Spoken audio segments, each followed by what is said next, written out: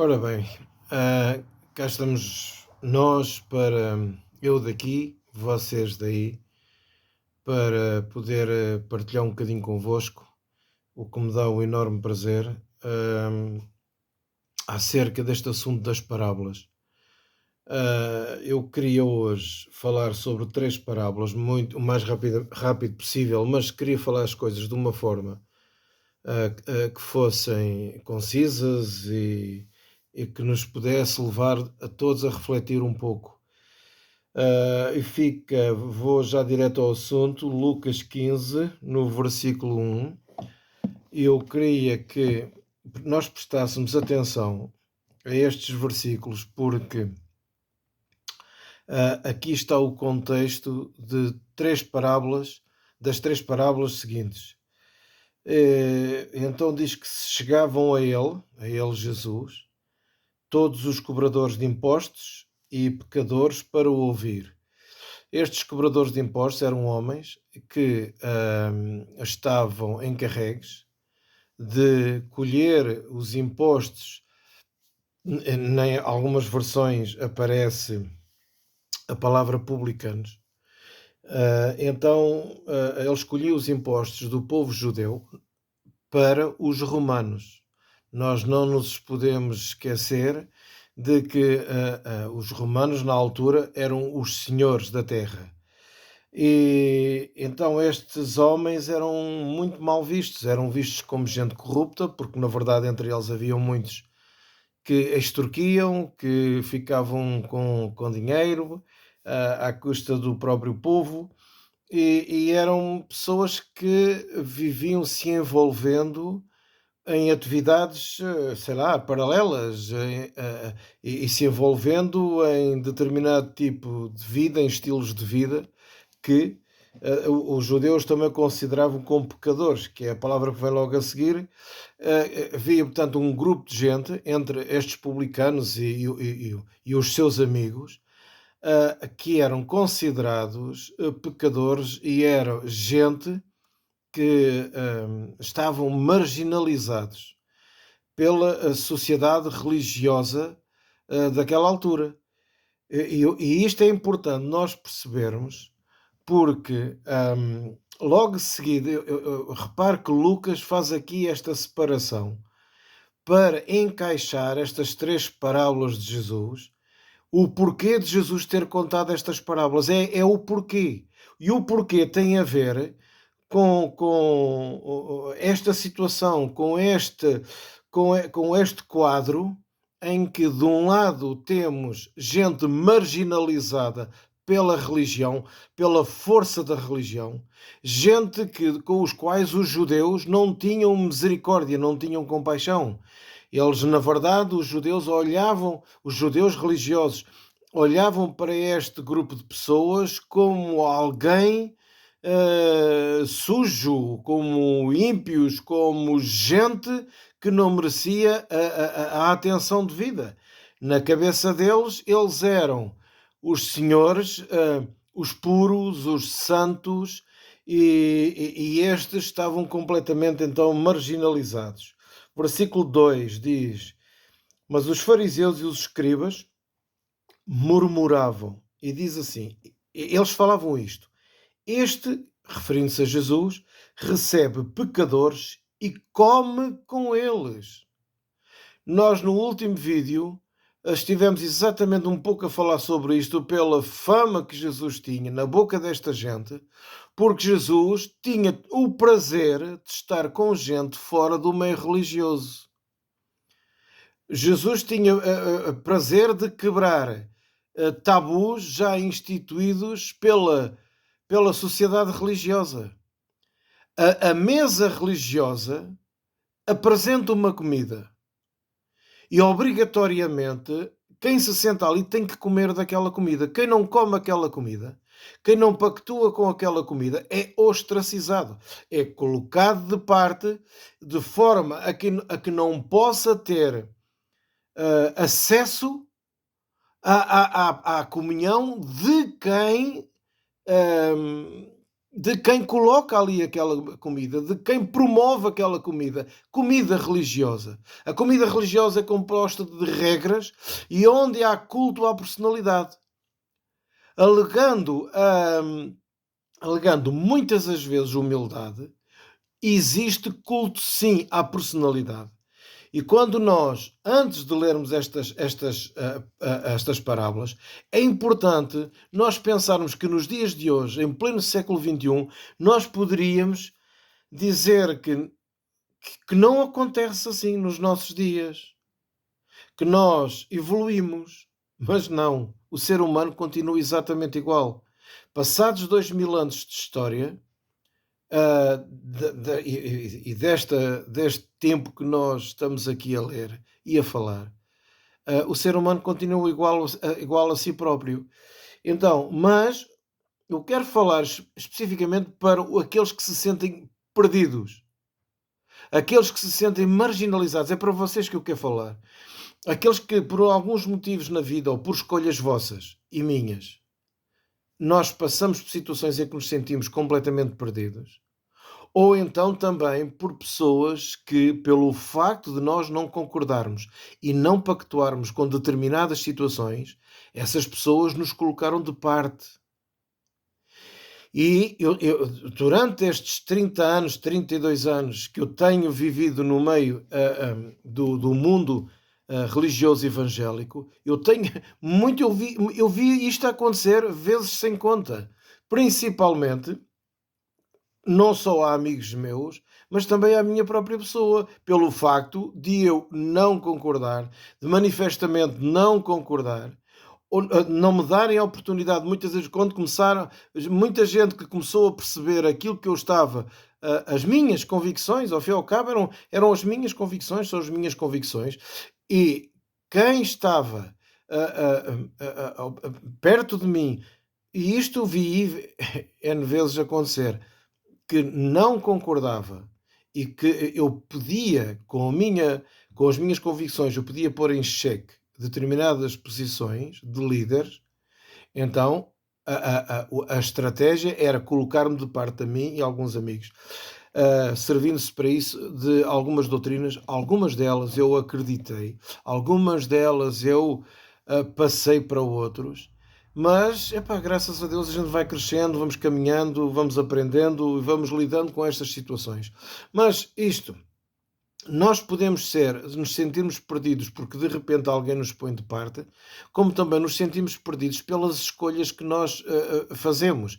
Porque nestas parábolas, sem poder aprofundá-las muito, porque o assunto vai parar ao mesmo.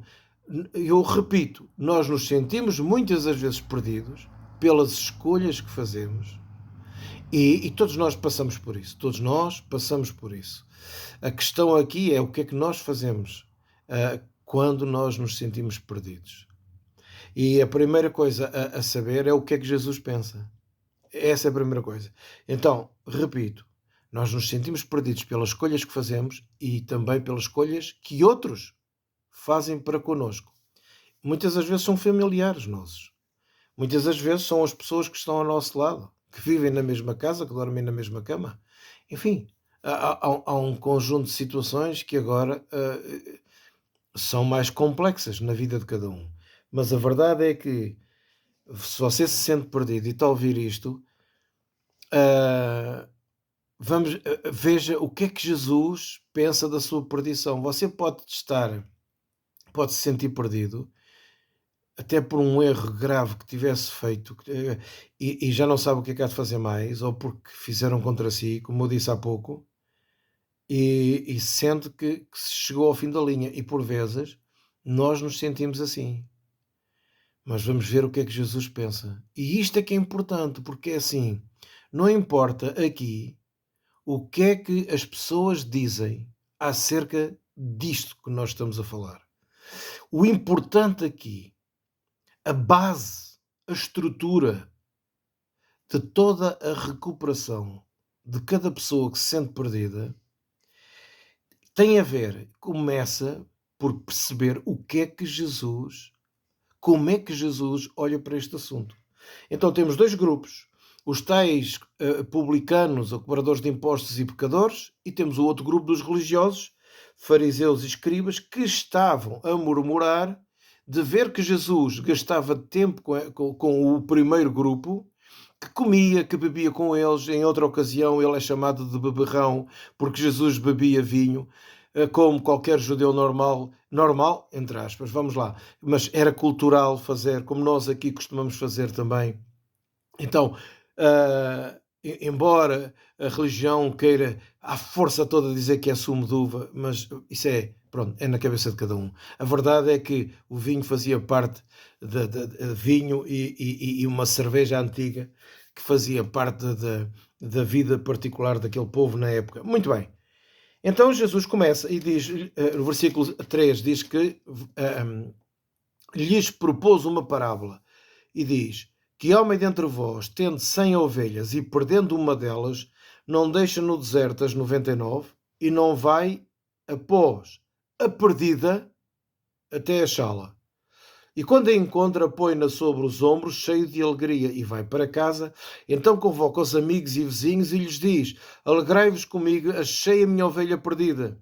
Digo-vos que do mesmo jeito haverá alegria no céu por um pecador que se arrepende, mais do que por 99 justos que não necessitam de arrependimento. Repare numa coisa: qual de vocês é um homem que tem 100 ovelhas, deixa-as abandonadas no deserto e vai a correr atrás daquela que se perdeu? Há um grupo de homens que está ali e que está a ouvir esta parábola, esta história, sabe perfeitamente do que é que Jesus está a falar, e na cabeça deles era loucura deixar 99 ovelhas. Se perdeu uma, está perdida. Agora, o que Jesus está a querer dizer é que está-lhes a trazer a verdade ao coração deles, que uma vez que nenhum deles se iria atrever, se tem 100 ovelhas, perde uma, não vai perder as outras 99. O que Jesus realça aqui é a alegria de encontrar alguém que se perdeu. Aquilo que Jesus lhe está a dizer assim é que a mudança de consciência, que é aquilo que a Bíblia fala, e nós estamos a ler aqui nas parábolas, nos ensinamentos de Jesus, nestas parábolas, de arrependimento, é metanoia, é mudança de consciência. É quando você começa a ter a revelação de que em Cristo os seus pecados estão perdoados, que é isto que a religião não quer passar para si. Eles falam do púlpito, eles falam ao microfone, mas na verdade eles lidam com as ovelhas como se as ovelhas carecessem desse perdão, de forma a que, de alguma maneira, as ovelhas se sintam prisioneiras desse pastor. Isto parece que dá origem a: então eu posso fazer tudo o que quiser, se os meus pecados estão perdoados, eu posso fazer tudo o que eu quero. Não, eu sou chamado a crescer com Jesus e a ser responsável. E isso é que eu sou chamado. E diariamente nós vamos caminhando, aprendendo e crescendo, porque nós acabamos por sofrer consequências também fruto das nossas escolhas. Eu, no amor de Deus e no seu perdão, eu aprendo a crescer. Mas é no amor e no perdão de Deus que eu aprendo a não ter culpa. Porquê? Porque a minha culpa foi transferida. Quando eu sinto o peso de culpa de alguma coisa errada que eu fiz, esse sentimento é bom porque me leva em consciência a me arrepender diante de Deus. Mas o perdão já foi liberto. O perdão já me deu acesso. Os meus pecados estão perdoados. Os seus pecados estão perdoados. Jesus é o Cordeiro de Deus que tira o pecado do mundo. É Cristo que, abrindo o caminho para o Pai, a nossa vida de injustiça foi perdoada. Agora é no amor de Deus que nós somos chamados ao reencontro. Nós somos chamados à reconciliação com Deus. Mas não é que Deus esteja zangado connosco, porque da parte dele está tudo bem. É a nossa parte, é que nós somos chamados ao amor. E nos aproximarmos de Deus. Ouça com atenção, você nem desilude, nem surpreende Deus pela positiva ou pela negativa. Porque o seu futuro é como se fosse o passado para Deus. Deus conhece-o melhor do que ninguém. E Deus o ama. E é nesse amor que o quer transformar a si e a mim. Agora, o que Jesus está aqui a realçar nesta parábola é a alegria. A alegria do reencontro.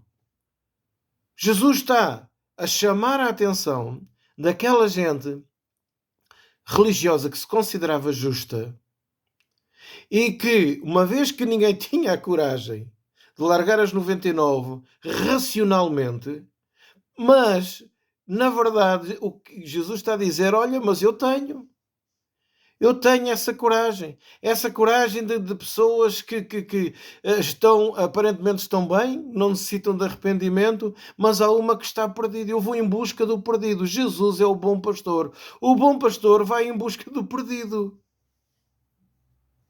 Tanta vez eu ouvi dizer que havia uma indiferença, e isto manifesto por palavras e atitudes, das pessoas que saíam dos vários rebanhos, e havia indiferença, sabe porquê? Porque enquanto os cofres de certas igrejas mantêm certos números para sustentar uma vida financeira estável de alguns pastores, eles não se importam quando há pessoas que saem. Eles importam-se é quando saem algumas pessoas que tenham influência financeira. Isso eles já se importam. Agora, a questão é, quando sai gente falida, ferida, magoada, que não concorda com o luxo que o pastor vive, não concorda com algumas situações, automaticamente já está em contradição, já está em rebelião, já está numa série de situações. Quando se Jesus estivesse ali sentado, se calhar pensaria da mesma maneira. E assim como algumas pessoas são colocadas fora das igrejas e fazem com que elas se sintam mal, de maneira que elas não voltem mais. E eu sei o que é que estou a falar, vi isto, N vezes já repeti, e tenho repetido isto e não me vou cansar de repetir, porque esta é uma injustiça dentro das comunidades a que chamam de igrejas.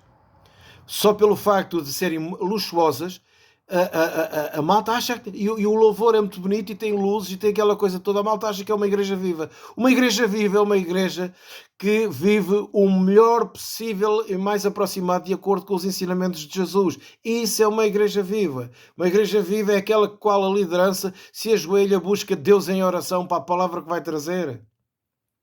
Uma igreja viva é aquela que é movida pelo Espírito Santo. Essa é uma igreja viva. E é esta igreja que as pessoas vinham buscar, mas não. As pessoas muitas das vezes buscam o brilho.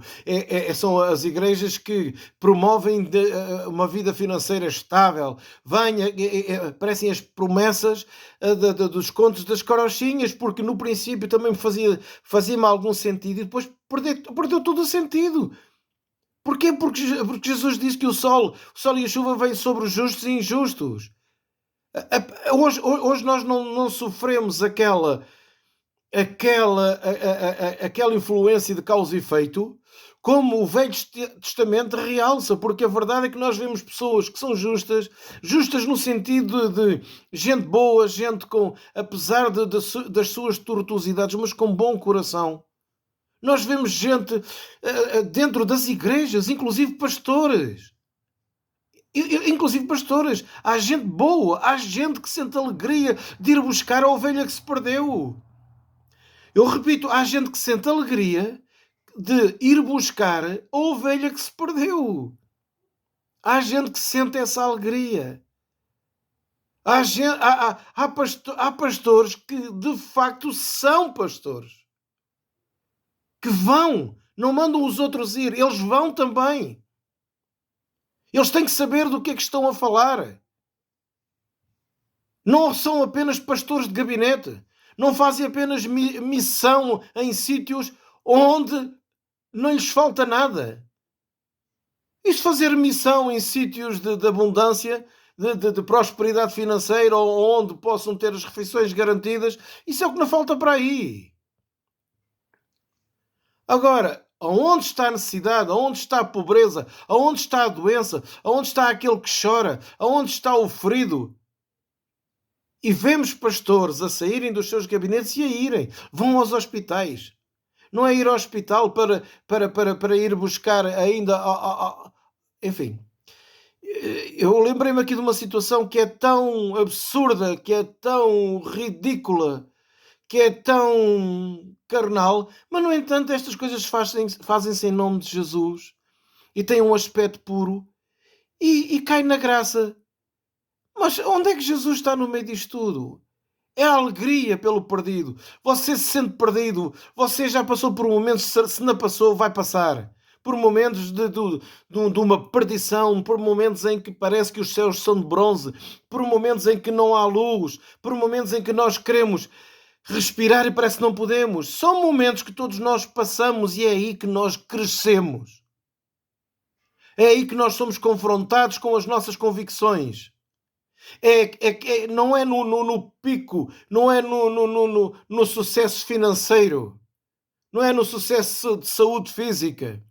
É na aflição é que as nossas convicções são provadas. Então, Jesus está a perguntar àqueles homens, vocês, por outras palavras, deixariam essas ovelhas? E, obviamente, aquilo é uma pergunta com uma resposta retórica. É claro que não, que ninguém no seu perfeito juízo iria deixar 99 sozinhas para ir atrás de uma. Mas Deus, que para muita gente é louco, Ele torna em loucura a sabedoria de alguns cabeçudos humanos.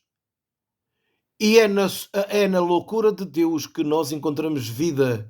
É na loucura de Deus que nós encontramos saúde. A nossa saúde espiritual, a nossa saúde emocional, tem a ver com as nossas convicções.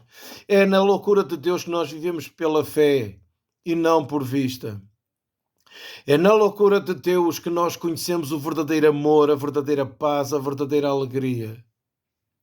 E diz que este pastor coloca a ovelha em cima dos ombros. Você pode imaginar a alegria daquela ovelha. Você pode imaginar ela ferida, cansada e vir aos ombros do pastor. Aqueles que já saíram das suas casas para ajudar pessoas, que já saíram do seu conforto, da sua zona de conforto, já viu a alegria que a outra pessoa que sentiu no coração por perceber que alguém se importava com ele ou com ela.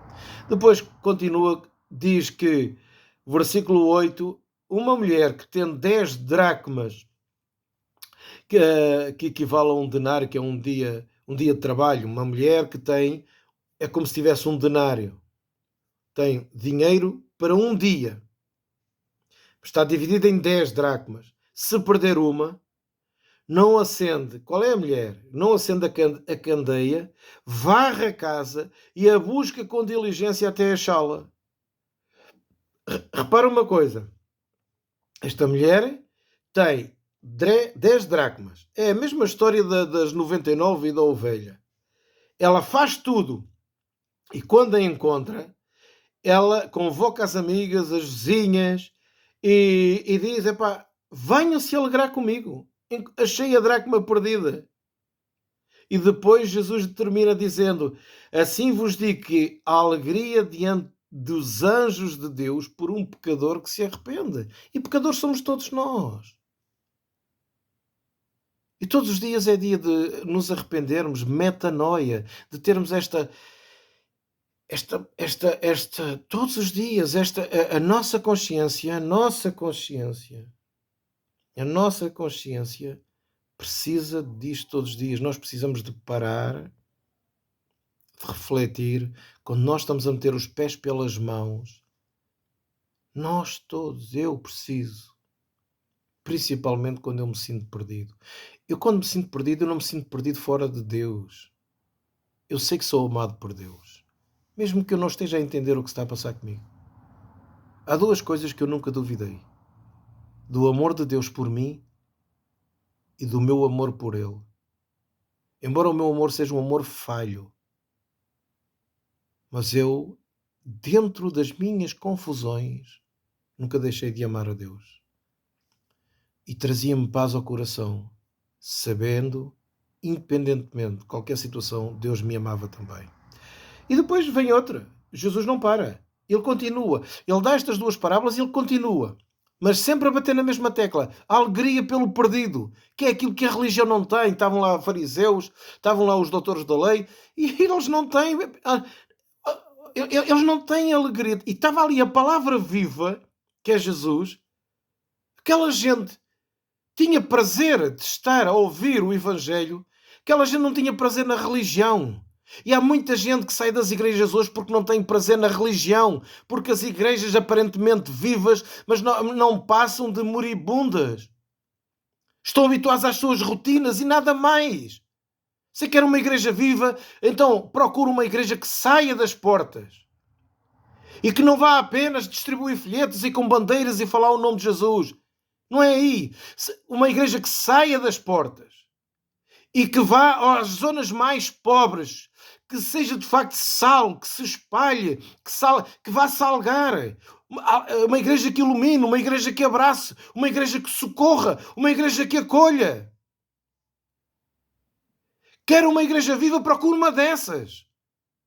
Não procuro um clube com promessas de prosperidade financeira. Muitos caem nesse laço, foi o que Paulo disse. Isso é uma loucura. Isso é uma loucura. Olhe para esses pastores que apenas falam da prosperidade financeira. Eles querem tudo em nome de Jesus. Eu nasci de novo na minha consciência, ouvindo o Evangelho, dentro desta doutrina, por pessoas que ensinavam esta doutrina. Eu ensinei esta doutrina, mas vi que havia sinceridade nas pessoas que me ensinavam. Porque elas também acreditavam, até eles próprios começarem a ser confrontados pelas situações. Porque Evangelho não é dinheiro. Todos nós precisamos de dinheiro para viver. Mas Evangelho não é dinheiro, Evangelho é Cristo. E nós não podemos olhar para o brilho deste mundo e chamar isto de Jesus Cristo.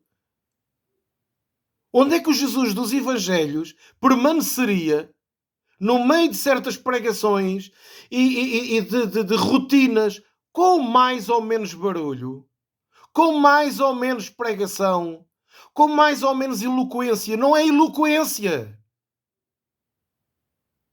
É verdade. Uma igreja viva é aquela que sai do púlpito e das cadeiras e vai aonde precisa de ir. Não é ao Palácio dos Reis, como disse Jesus. É a quem tem fome, a quem vive na miséria, a quem não tem nada. Mas tem que ir. Mas tem que ir, são as ovelhas perdidas. São as dracmas perdidas. Esta mulher ficou doida de contente. Imagina a festa que ela deu para as amigas. O dinheiro, provavelmente, que ela não gostou depois com a festa. Quer dizer, mas por ter encontrado... Isto parece loucura. Como é que alguém, no seu perfeito juízo, tem pouco dinheiro e do dinheiro que tem, perde qualquer coisa, perde uma moeda, vai à procura, fica doida de contente e depois convida as amigas? Isto é um ensinamento de Jesus a convidar-nos a entrar na sua loucura. Mas eu repito, a loucura de Deus é a nossa salvação. Salvação de nós mesmos. O que Deus está-nos aqui a mostrar é o quanto Ele nos ama. Independentemente da sua situação, independentemente, quando você chora, Deus está lá consigo.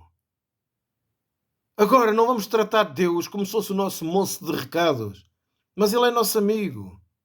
Ele é nosso amigo. Então tem a outra, em que diz que é do filho pródigo, muitos de nós já conhecemos, diz que certo homem tinha 2 filhos. O mais moço disse ao pai, o mais moço deles disse ao pai: Pai, dá-me a parte dos bens que me pertence, e o pai repartiu os bens entre os 2.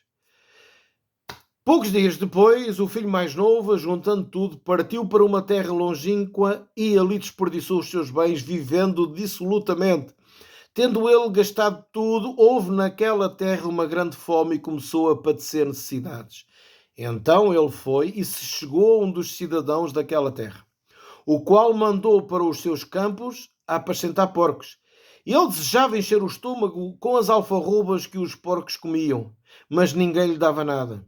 Então, caindo em si, disse: Quantos trabalhadores do meu pai têm abundância de pão e eu aqui pereço? Estou a morrer de fome. Levantar-me-ei, isto ele a pensar, levantar-me-ei e irei ter com o meu pai e dir-lhe-ei: Pai, pequei contra o céu e perante ti, já não sou digno de ser chamado teu filho. Faz-me como um dos teus trabalhadores. Então, levantando-se, foi para o seu pai e, quando ainda estava longe, viu o seu pai, se moveu de íntima compaixão e, correndo, lançou-se ao pescoço e o beijou. O filho lhe disse: Pai, pequei contra o céu e perante ti, já não sou digno de ser chamado teu filho. Entretanto, o pai interrompeu, ele já não disse mais nada. E o pai disse já para os servos, para os empregados: trazei depressa a melhor túnica, e vestiu com ela, e pondo-lhe um anel na mão e as sandálias nos pés. Trazei o bezerro cevado, o mais gordo, e matai-o, comamos e alegremo-nos. Pois este meu filho estava morto e reviveu, tinha-se perdido e foi achado. E começaram a alegrar-se. O filho mais velho estava no campo. Quando voltou, chegou perto da casa, ouviu a música e as danças. A música e as danças. O pai estava tão alegre que chamou a melhor banda local. Chamando um dos criados, o filho mais velho, perguntou-lhe o que era aquilo e ele lhe disse: Veio o teu irmão e teu pai matou o bezerro cevado porque o recebeu são e salvo. Mas ele se indignou e não queria entrar. Então, saindo o pai, instava com ele, mas ele respondeu a seu pai: Olha, sirvo-te há tantos anos sem nunca transgredir o teu mandamento e nunca me deste um cabrito para alegrar-me com os meus amigos. Vindo, porém, este teu filho, não era o irmão, era este teu filho, que desperdiçou os teus bens com meretrizes, com prostitutas, tu mandaste matar para ele o bezerro cevado. Respondeu-lhe o pai: Filho, tu sempre estás comigo e todas as minhas coisas são tuas. Mas era justo alegrar-nos e folgar-nos, fazermos aqui uma festa, porque este teu irmão, estava morto e reviveu, estava perdido e foi achado. É para terminar, não tem mais palavras, não tem mais explicação. Não quero aqui aprofundar determinadas coisas. A questão aqui é que houve este rapaz mais novo, considerou o pai como se estivesse morto porque pediu-lhe logo a herança, a parte que lhe calhava. E para aquela época isto é uma grande ofensa. E repare que aqueles escribas e fariseus, eles estão a ouvir isto. Aquele moço, o pai tinha autoridade para mandar matar aquele moço. Mas o pai deu-lhe essa liberdade de ele ir embora. Gastou tudo, da forma como sabemos, e caiu em si quando teve fome. E é isto que todos nós passamos. E devemos passar é por fome e sede de Deus. Não é um Deus da religião, não é um Deus dos edifícios, não é o Deus da cruz. Não é o Deus dos rituais, seja ele de batismo, seja ele de ceia, seja de rituais, não é o Deus de rituais. O Deus vivo está na presença do Espírito Santo, que é real e existe. E que não está aos domingos nas igrejas, está em todo o lado. Basta nós cairmos em nós mesmos. Como este moço caiu e ele regressa, o pai o restaura. Para o pai, que já o tinha perdoado, por isso é que o pai, assim que o vê, corre para ele, o abraça, o beija. Mas há um outro filho mais velho, que considerava aquilo que o pai fez uma injustiça, da mesma maneira que considerava que os fariseus, aquela camada religiosa, também acham que é injusto Deus se alegrar com os pecadores. Acham que é injusto. E muitas das vezes pregam o contrário. Mas na volta eles acham injusto. Eles não percebem que Deus não quer nada com a religião. O que é religião? Religião são métodos humanos para tentar chegar a Deus. São métodos humanos. E as rotinas das nossas igrejas tornaram-se métodos humanos para tentar de alguma forma criar situações em que se possa causar algum enfim, alguma coisa que possa acontecer. Isto é religião. Com Jesus é a manifestação da pessoa de Deus nas nossas vidas, nas nossas reuniões. Com Jesus é intimidade com Deus, é sinceridade com Deus, é crucificar a carne, o que é o nosso ego, a nossa teimosia, o nosso egoísmo, de uma forma diária, quando nós somos confrontados com Ele, quando nós só pensamos em nós. Quando só pensamos em nós, Paulo diz que se nós investirmos em nós mesmos, apenas em nós caminhamos na carne e colhemos morte. Uma morte que nos segue, que aparentemente tem sucesso. Há muita gente que é tão pobre, tão pobre, tão pobre, tão pobre, que a única coisa que tem é dinheiro. Não tem mais nada. Não tem mais nada. Não tem alegria. Tem uma aparente alegria. Ou seja, através de álcool ou de drogas que eles possam pagar, de festas, aparentemente estão felizes. Quando apagam as luzes, aí é que eles derramam. Há gente que é tão pobre que só tem dinheiro. E este rapaz era assim. Este rapaz, que tinha tudo o que o pai tinha, o mais velho, ele não conhecia o pai que tinha. Ele está junto do pai, ele não conhecia o pai que tinha. O mais novo também não. O mais novo vinha todo até cheio de coisa do pai. Se ele conhecesse o pai, há muito tempo que ele já tinha vindo para o pé do pai. Nenhum deles reconheceu que o pai era um homem que se movia de íntima compaixão. Onde é que está a nossa íntima compaixão pelas pessoas, pelos perdidos? Uma vez na prisão em Alcoentre, que eu cheguei a ir frequentar algumas vezes com o pastor Leodoro, um dos jovens disse-me assim: ó João, está tudo muito correto o que tu estás a dizer. Eu estou perdoado por Deus. Ok, eu acredito que estou perdoado por Deus. Mas a minha família não me perdoa. Nós dizemos assim, lógico, em virtude daquilo que ele fez, mas é aqui que nós ou concordamos com Deus ou não concordamos. Isto é apenas uma hipótese. Nós somos confrontados com as coisas, com as realidades da vida. Entenda aquilo que eu estou a dizer. Os dois filhos, nenhum deles conhecia o pai que tinha. O outro disse-lhe, tu nem um cabrito me deste. E o pai disse-lhe, tu o que é meu é teu.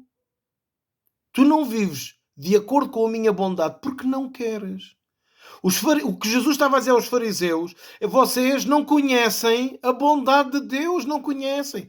Vocês estão a criticar os publicanos e os pecadores, criticam-me a mim de comer e de beber com eles, mas vocês não conhecem a minha bondade, não conhecem a minha misericórdia, não conhecem a minha íntima compaixão. E veja a justiça de Deus. A justiça de Deus está no amor e na misericórdia. Quando muita gente diz Deus é amor, mas é justo. Opa, quando eles querem dizer isto, falando de inferno, falando de último dia, que é para assustar e prender as pessoas. A justiça de Deus não é sem misericórdia. Jesus diz aqui que o Pai, que representa o nosso Pai, que representa Deus, diz assim, que o Pai disse, é justo nos alegrarmos. Em cima da maldade do outro, o pai diz, é justo nos alegrarmos. Porquê? Porque a justiça vem com misericórdia. Só assim é que pode haver cura. Repare, este rapaz mais velho recusou-se a reconhecer o outro como irmão, que é aquilo que eu aprendi nas igrejas. Os outros lá fora não são nossos irmãos, das outras religiões não são nossos irmãos, interpretam completamente de uma forma errada João, onde ele diz no capítulo 1, versículo 12, salvo erro agora, que aqueles que o receberem serão chamados filhos de Deus. Eles interpretam isto de uma forma errada. E só são irmãos aqueles que fazem parte da igreja evangélica. E recusam-se a chamar de irmãos.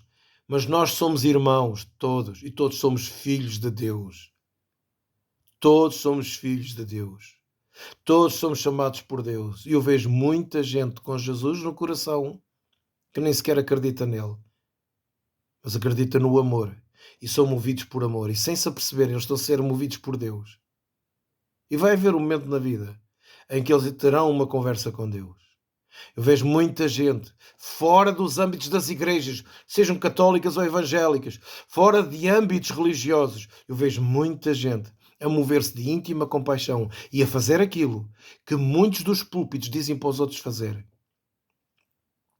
Eu vejo gente ainda hoje na igreja, eu vejo pelos vídeos, vejo pelas pregações, a pregarem contra os LGBT de uma forma com tanta raiva que como é possível que a única coisa que esta gente arrota arrogância é nas questões sexuais. Eu vejo gente heterossexual de microfone na mão, do alto da sua suposta heterossexualidade, porque há muitos que apenas escondem a sua verdadeira identidade e investem como se isso fosse uma questão deles. Há muito pastor que, por causa da sua impotência sexual e das suas frustrações sexuais vividas, que ficam tão escamados que a única coisa que fazem é espalhar raiva naquilo que estão a falar. E sobre quem? Aqueles quem ele pode bater. Que é aqueles que não estão sentados à frente deles. Agora repare numa coisa. Porquê que você não deixa isso entre Deus e as pessoas? Porquê que as opções, sejam elas políticas, sejam elas sexuais, porquê que você não deixa isso com Deus? Porquê que somos nós que lidamos com estas questões, digamos assim, espirituais, às vezes, que parece que temos autoridade para mexer na vida particular das pessoas? Se isso é privado, deixe no privado. Onde é que você viu Jesus? Daquilo que você lê nos Evangelhos, você vê Paulo, mas não vê Jesus. Aonde é que Jesus, do alto daquilo que ele podia, que ele sim, tinha toda a autoridade. Toda a autoridade. Onde é que você vê Jesus a condenar seja quem for? Você perde tempo a apontar o dedo aos outros, mas não faz a ponta de um, percebe? Não faz a ponta de um para ir onde você tem que ir. O seu papel é abraçar as pessoas. O seu papel é você sentir alegria e ir à procura da ovelha perdida, pá. Deixe-se de manias, deixe-se de religiosidades, dispa-se. Eu sou chamado por Deus todos os dias a despir-me do meu orgulho, do meu preconceito. Eu sou chamado por Deus a pôr de parte as roupas que eu próprio às vezes procuro vestir. Eu sou chamado a pôr de parte as roupas da hipocrisia. Todos os dias. Porque a minha natureza, a minha própria natureza é sempre contrária à presença de Deus, sempre. Porque nós somos teimosos, somos orgulhosos, somos arrogantes e queremos passar uma imagem para os outros daquilo que nós não somos. Porque muitas são as vezes que no púlpito da igreja, isso é que você confronte as pessoas que estão ao seu lado. Se você tem o mesmo tipo de caráter dentro e fora do púlpito, dentro e fora da sua casa, epá, nós somos confrontados. Vamos nos deixar de porcariazinhas que só nos cegam cada vez mais. Nós somos chamados a abraçar as pessoas. Aqueles que você considera perdidos, fica a saber que Jesus os ama. E Jesus os vai buscar e lida com eles amorosamente. Aqueles que você de púlpito aponta o dedo porque discordaram de si, porque não concordam consigo, fica a saber que Jesus os ama de uma forma que você não é capaz de amar. Enquanto você diz que eles estão perdidos lá fora, Jesus está sentado ao lado deles. Muitas das vezes a gente pensa que Jesus está na igreja. Oh, Jesus está aqui. Jesus está aqui. E se calhar não está. Sabe onde é que ele está? Está sentado na esquina ao pé da prostituta. Está sentado nos bares. Sim, está sentado nos bares. Alguém se pode estar a escandalizar com isto que eu estou a dizer, mas está sentado nos bares. está sentado nas esquinas, está sentado dentro dos motéis, está sentado juntamente com aqueles, porque ele conhece o coração de cada um, e mesmo quando cada um está a chafurdar na lama, ele conhece os corações e está sempre ao lado, para que no momento de lucidez, esta pessoa cai em si e Jesus está lá para a abraçar. Mas você não. Você pega no carrinho, vai para casa e consegue passar uma semana inteira preparando a sua próxima mensagem para o domingo seguinte e os anos vão passando. Epá, eu não sou muito simpático a falar estas coisas. Mas sabe uma coisa? Quando Jesus falou isto, ele não estava a ser simpático para os fariseus. Eu não estou à procura de seguidores. Eu estou a passar para vocês aquilo que eu considero que é o verdadeiro Evangelho. O meu Pai, o meu Jesus, é alguém que ama. É alguém que tem prazer na festa. Ontem ouvi um pregador pelo YouTube muito sentido, porque os casamentos tinham álcool. Muito sentido, porque as pessoas dentro da igreja eram uma coisa, fora é outra. Às vezes a gente sabe, a começar pelos pastores. E sabe uma coisa? Na festa havia... Esta parábola era uma festa daquelas, boa, daquelas que eu gostaria de ter estado. Jesus adora a festa, Jesus adora a alegria das pessoas. Epá, chore com os que choram, mas alegre-se com aqueles que estão alegres. Quando Jesus foi convidado para um casamento, o vinho acabou e ele fez mais vinho, embora muita gente diga que era sumo de uva, porque assim ficam mais santos epá, que treta, que palhaçada, pá. Não, meus amigos, o meu Jesus se alegra comigo. Quando eu não estou bem, se eu me sinto perdido, em momentos de angústia, eu sei que o meu Jesus está ali comigo. O meu Jesus não é mágico. O meu Jesus é Deus.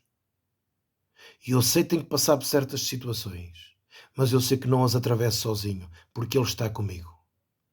Um grande abraço a todos. Para aqueles que se sentem perdidos neste momento, pensem nestas palavras. Abram o vosso coração e falem com Jesus, não o Jesus da religião. Jesus já saiu da cruz faz tempo. E sabe uma coisa? O véu do templo que os judeus tinham, um véu grosso, grande, foi rasgado sem mãos humanas.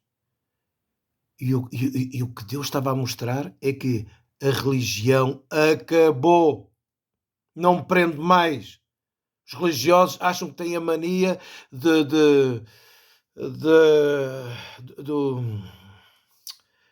falta-me agora a palavra, do monopólio de Deus. Qualquer religião fanática acham que tem o monopólio de Deus. Nós é que somos. Esqueça isso. Está aflito. Está angustiado. Está a doer. Fale com Jesus agora. E peça que Ele manifeste a sua presença no seu coração. É o recado que eu deixo aqui. É a mensagem que eu deixo. Mais 3 parábolas. Na alegria que Deus tem com o perdido. Um grande abraço.